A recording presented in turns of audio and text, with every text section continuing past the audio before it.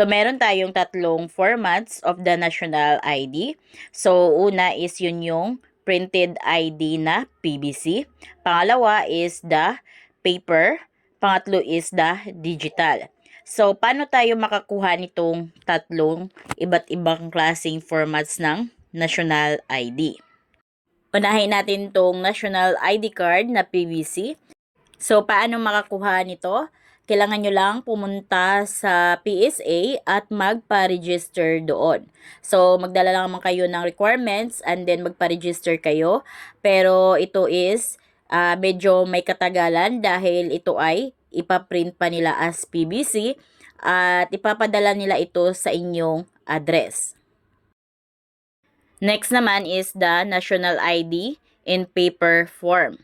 So, dito naman, paano kayo makakuha nito? So, kailangan nyo din pumunta sa registration center ng PSA. Bring your transaction slip. So, nung nagpa-register kayo ng inyong national ID, so may binibigay silang transaction slip. So, dapat dala nyo na yan. Then, doon, mag-request kayo ng printing of your e-PhilID or national ID in paper format. So, wag kakalimutan yung transaction slip para makapag-request kayo nito. Pagpunta nyo doon is bibigyan nila agad kayo ng e-PhilID or national ID na paper print. So, lahat is pwedeng mag-request nito. So, ito ba ay 100% valid? Yes guys, itong paper print na national ID is 100% valid. Pwede nyo itong magamit for any transactions. So, meron din itong QR code kung kaya ito ay 100% legit din pag once na i-verify nila. So, yung mga nag-claim na ba ng national ID in paper format is hindi na pwede mag-claim or gawa ng national ID na PVC. Guys, kahit kayo ay nag-request na ng paper format ng national ID ninyo, still is ipapadeliver pa rin sa inyo yung national ID na physical card na PVC format sa inyo. Kaso nga lang, medyo ito ay may katagalan. So, still, yung iba is hindi pa rin na-deliver yung national ID nila. Next naman is the digital national ID. So, ito na yung pinakamas madali, mas mabilis dahil through your cellphone lang is ma-access nyo na yung inyong digital national ID. So, paano nga ba kumuha ng digital national ID online? So, open nyo lang yung Play Store nyo, download nyo lang yung eGov PH apps. Nyo lang yung Play Store sa cellphone niyo. Dito sa may search, click nyo lang yan. Search lang natin yung eGov PH. Click lang natin tong install. Hintayin lang natin na matapos yung pag-install. Click natin tong open. Dito, pag once na wala pa kayong account dito sa eGov PH, so, click nyo lang itong sign up. Pero kung kayo ay may account na dito, so, diretso login na lang kayo. Click natin yung login here.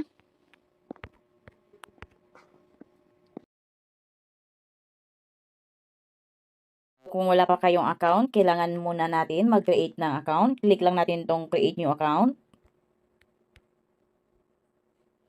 Dito, lagay nyo lang inyong first name, middle name, last name.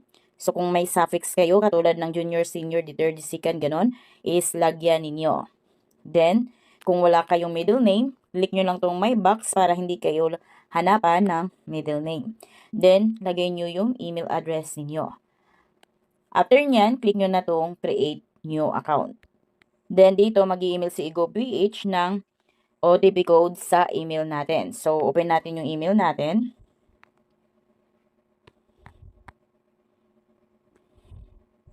Ito na yung email. 8. Lagay natin dito 713248. Then, lagay natin yung cellphone number natin. Then, click next. Mag-text ng OTP code. Hintayin natin yung OTP code. 36. Ayan, then dito mag-create na tayo ng own pin natin. So, kada login natin, ito na yung pin natin. Lagay lang natin. Click next. Re-enter nyo yung impin ninyo. So, alalahanin or tandaan nyo yung impin ninyo guys dahil ito na yung pin or password ninyo kada login nyo ng eGovPH. Click next. Ayan, congratulations, you have successfully created your account. Dito, para ma-access na natin lahat ng mga features dito sa eGovPH apps, kailangan i-verify muna natin yung ating account dito. So, click lang natin tong verify now. Then dito, under citizenship, click lang natin to. Then, piliin lang natin yung Filipino.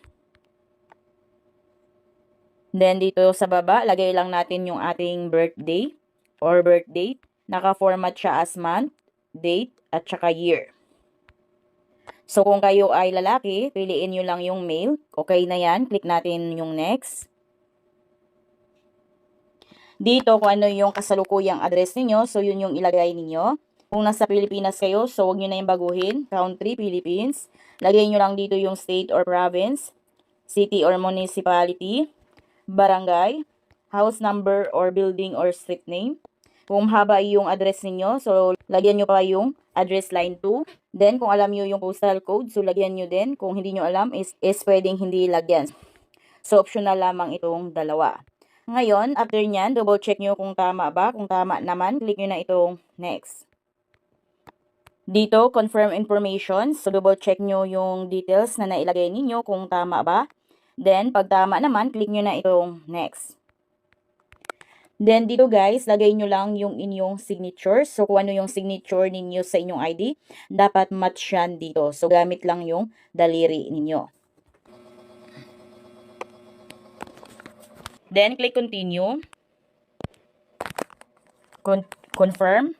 Ito, dapat hindi kayo nakasalamin or kaya naka-filter or kaya nakasombrero. Dapat kitang-kita dapat yung mukha ninyo. So, face must be within the circle.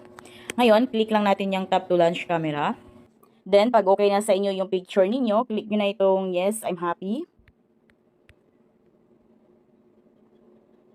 Ayan, congratulations, you have successfully upgraded your account. Click OK. Ayan, nakapag-login na tayo.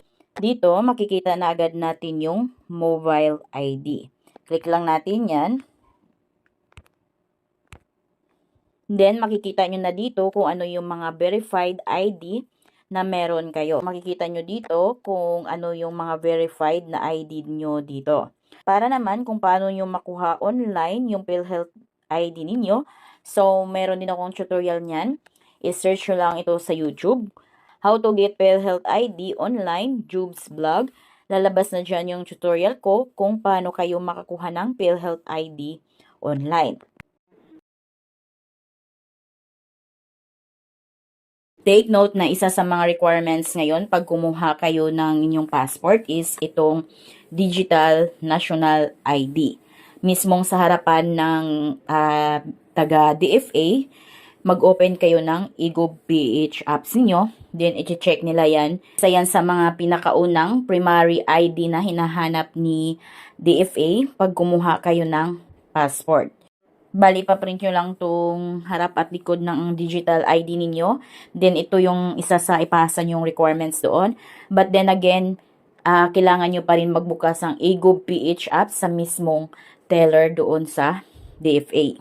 So, ngayon, dahil ang tutorial na ito is kung paano kayo makakuha ng national ID online, click lang natin tong national ID. Then, ito na yung national ID natin. Click lang natin tong enlarge ID. Ayan. So, guys, para may copy kayo nito, screenshot nyo lang ito. Ayan. Pag na-screenshot nyo na, isali nyo din yung likod. Click lang natin tong show back ID. Click natin yan. Or kaya, click nyo lang yung mismong ID. Magbaback na yan. Ayan. Then, screenshot din natin tong likod ng inyong digital ID. Ayan. Then, close nyo na. Ngayon, open natin yung ating gallery or photos. Dito, click lang natin tong edit. So, depende sa cellphone niyo kung saan nakalagay yung edit. Then, crop lang natin yung ating ini-screenshot na digital ID. Yan, crop nyo lang. Or pwedeng doon nyo na ipakrop yan sa mismong magpiprint. Then, click save. Ayan, so, nasa inyo guys kung kayo yung magka-crop or yung mismong magpiprint na ng inyong ID. Crop lang natin. Ayan, so meron na tayong digital national ID. Ngayon, pwede na kayong pumunta sa mga computer shop or sa mga nagpiprint.